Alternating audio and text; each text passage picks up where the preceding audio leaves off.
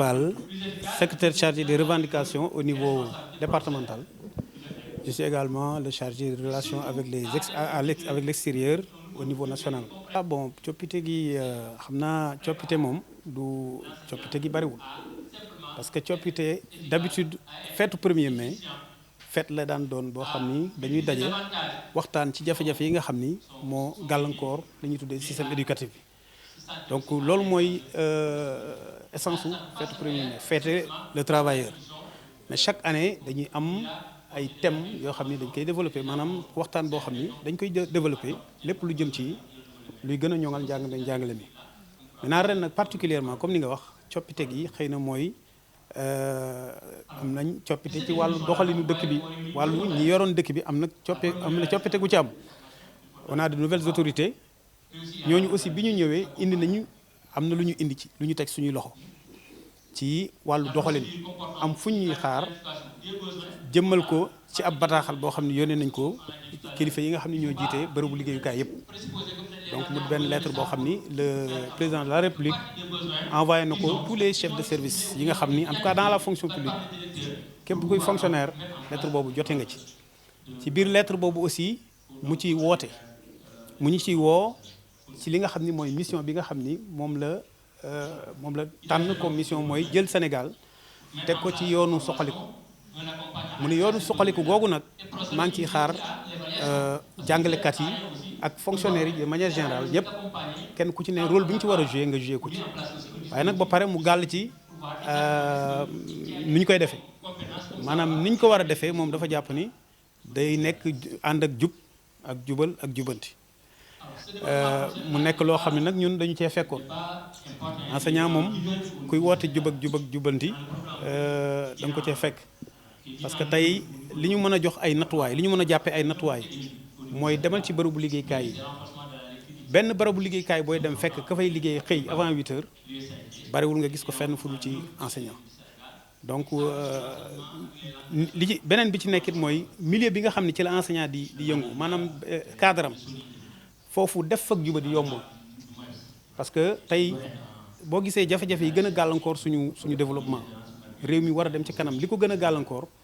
mooy am na ay jafe-jafe yu ñuy jànkonteel ci wàllu lu ñuy tuddee corruption mooy guerre lu mel ni détournement de deniers publics maanaam lu ñëpp bopp nga ni ko foofu dem sa yoon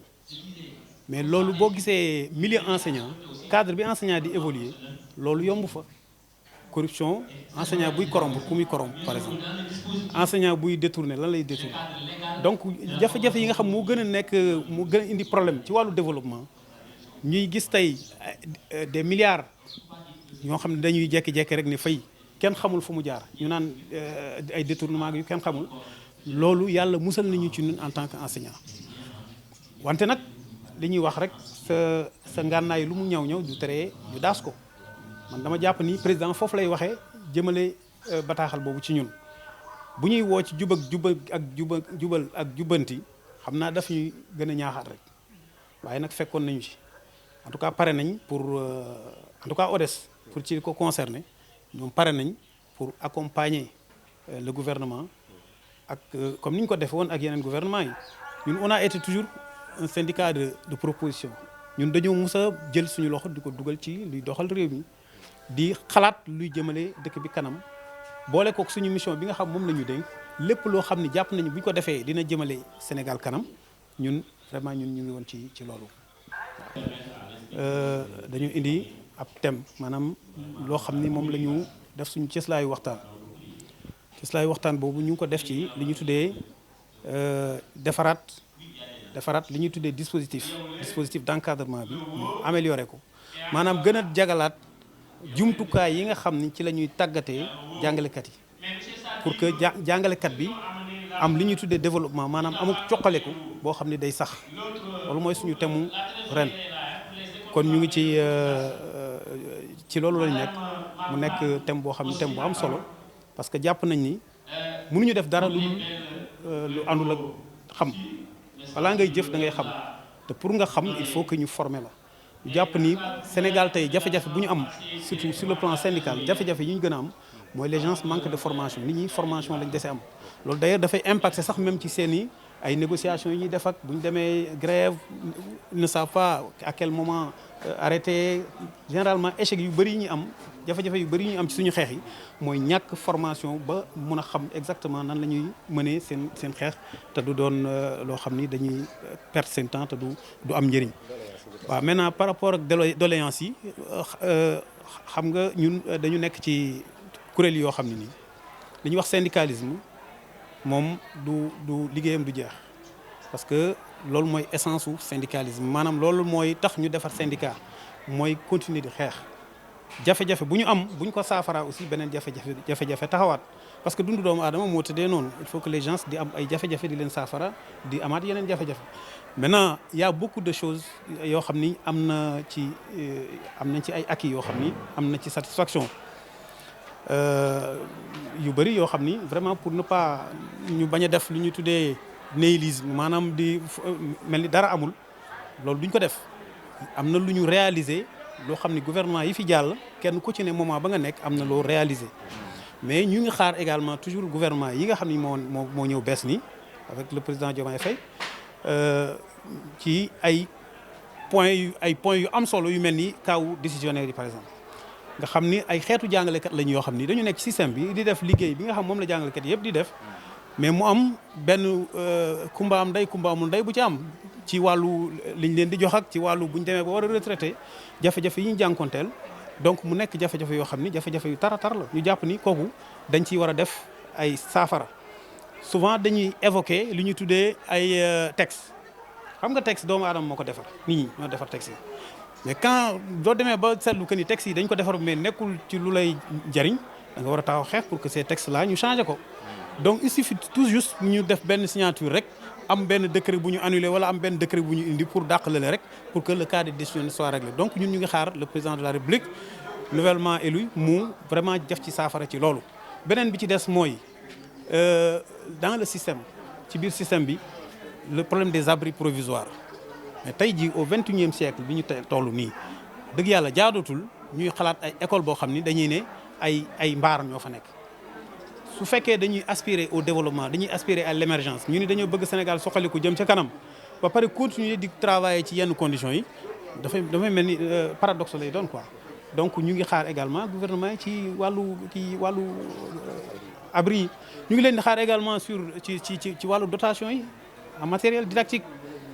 parce que tey jii lu gën a manqué ci école yi jumtukaayu liggéey yi école boo dem tey da ngay dem école lu lëmm guide pédagogique bi nga xam ne moom mooy suñu li ñu tuddee yatu palamtu nga xam moom la ñu jaar pour làmbatu xam fi ñu jëm boo demee di nga am école yoo xam ni benn moo fay nekk pour toute une école nga dem école yoo xam sax du fa am donc ñu gis ni vraiment loolu wàllu kii ni ñu koy waxee les manuels aussi parce que dañu indi benn innovation maanaam benn coppite ci wàllu njàngale mi mu war a ànd ak ay jumtukaay yu bees par exemple duñu am manuel yu ñu liggéey ak loolu nit ñi dañuy obligé di abbaatu fële wala ngay tirer ak yooyu xam nga innovation yi aussi am na solo lool mais bu ñu defee innovation nañ ko accompagner ak li nga xam ni moom la laaj comme jumtukaay loolu également je pense que loolu lu jara bàyyi xel la. beneen bi ci des mooy au niveau des établissements tey jii école bii ñu gis nekk nii lu muy taaru nii mun nañu wax ni daanaka dërëmu état demu ci depuis très longtemps état gëj na jël xaalis di ko dugal ci école yi. te loolu dafa war a am. Je me présente, c'est Aboubakri Alpha Sarr, secrétaire général départemental de l'ODES, Organisation démocratique des enseignants du Sénégal, chargé des revendications au niveau national. D'abord, la fête du 1er mai, ça date de très longtemps, donc c'est la fête des travailleurs. Donc cette année, la particularité d'abord, c'est avec l'avènement de la 3e alternance et avec le président qui nous appelle avec les slogans Jubal Jubanti. Et nous sommes venus aujourd'hui aussi avec un thème qui s'intitule Améliorer le dispositif d'encadrement professionnel des contenus des enseignants. Donc la particularité cette année, c'est la formation, c'est d'être dans la ligne, d'être sur les rails. Donc cette année, c'est notre particularité. Vous vous attendez à quoi par rapport à ce thème comme changement? Bon, on entend comme changement d'abord chez les enseignants. Nous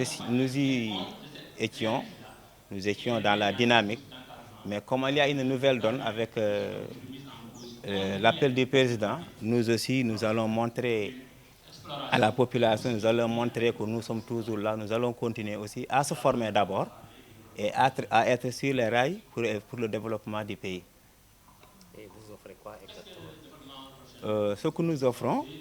donc, c'est l'engagement, c'est d'être ponctuel, c'est d'être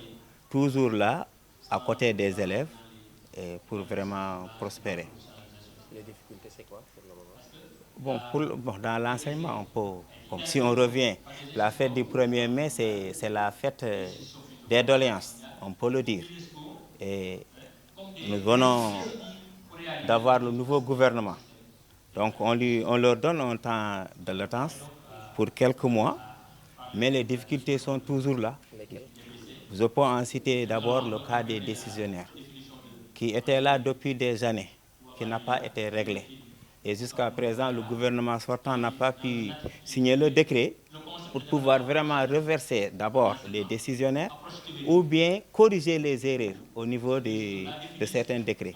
Donc, raison pour laquelle ça, ce sont des difficultés. Il y a aussi jusqu'à présent l'entour administratif qui persiste.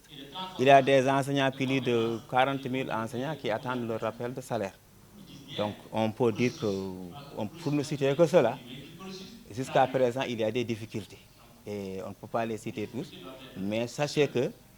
le cas des décisionnaires, ça nous tient à cœur. C'est un décret que le gouvernement vraiment doit revoir. Le dialogue aussi doit être, comment dirais-je, le dialogue social doit être avec tous les partis syndicaux. Si on discute, on doit discuter avec tous les partis syndicaux.